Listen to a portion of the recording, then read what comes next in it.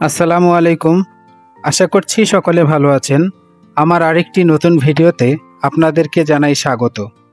দেখতে দেখতে রমজানের প্রায়ত অর্ধেক শেষের দিকেই ঈদও চলে এলো।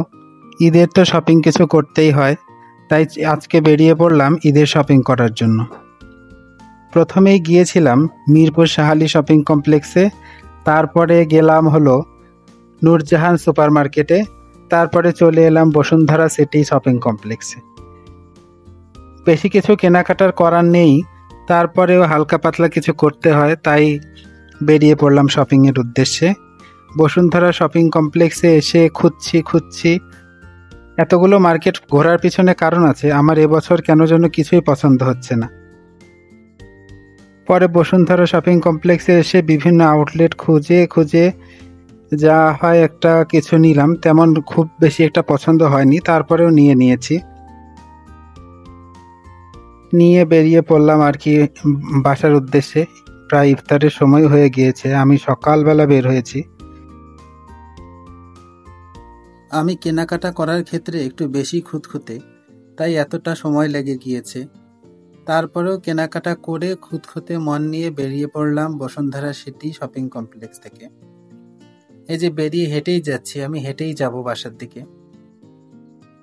হাঁটতে হাঁটতে চলে আসলাম পানি ভবনের সামনে।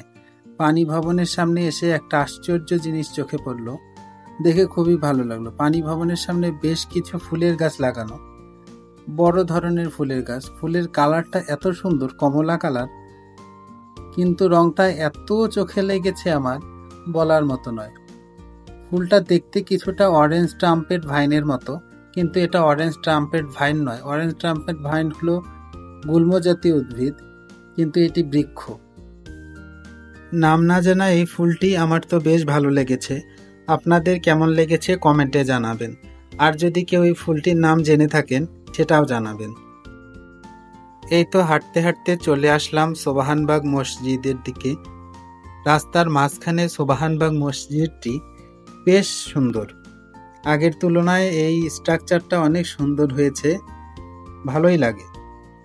দেখুন, রাস্তা দিয়ে হাঁটছি আর রাস্তায় প্রচুর জ্যাম। এই সময় যদি আমি কোনো গাড়ি ঘোড়ায় উঠতাম তাহলে সময় মতো বাসায় যেয়ে পৌঁছে ইফতার করতে পারতাম না।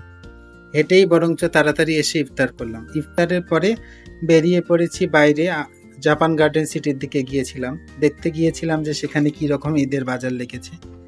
চারিদিকে বিভিন্ন লাল নীল রঙের লাইট দিয়ে আলোকসজ্জা করা হয়েছে। সামনে যে একটা উৎসব আসছে, দেখে উৎসব মনে হচ্ছে।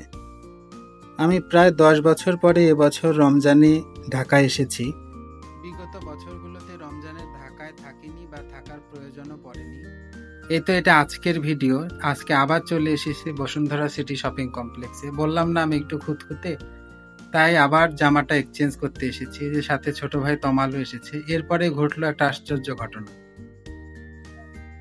বলো, কিছু বললে দাও। হ্যাঁ, বলে দিই, সবাইকে অসংখ্য ধন্যবাদ আমার পাশে থাকার জন্য এবং তাদের সাপোর্টের জন্য আমি আসলে আজকে আমার এই কন্টেন্ট মনিটাইজেশনটা পেয়ে যাই। সবাইকে অসংখ্য ধন্যবাদ। আর আমার বাউদিয়া ভাইয়ের সঙ্গে দেখা হয়ে গেল, এটা তো হচ্ছে যে অনাকাঙ্ক্ষিত ভাবে দেখা হয়ে গেছে। অনেক দিন পরে, তাও অনেক বছর পরে। সবাই ভালো থাকবেন। এই তো যার সাথে দেখা হলো সে আমার ছোট বোন উষা। সে আজকে কন্টেন্ট মনিটাইজেশন পেয়েছে। আমাদের মেসেঞ্জারে কথা হচ্ছিল, কিন্তু আমরা কেউই জানি না যে আমরা দুইজনেই বসুন্ধরার দিকে যাচ্ছি। 2-3 সেকেন্ড আগেও আমাদের মেসেঞ্জারে কথা হয়েছিল। কথা বলতে বলতে বের হয়ে দেখি ও ঢুকছে, আমি বের হচ্ছি। বেশ ভালো লাগলো। ওর জন্য সবাই অভিনন্দন জানাবেন, আর আপনারা আমাদের পাশে থাকবেন। আপনারা পাশে থাকলেই আমরা এগিয়ে যেতে পারবো।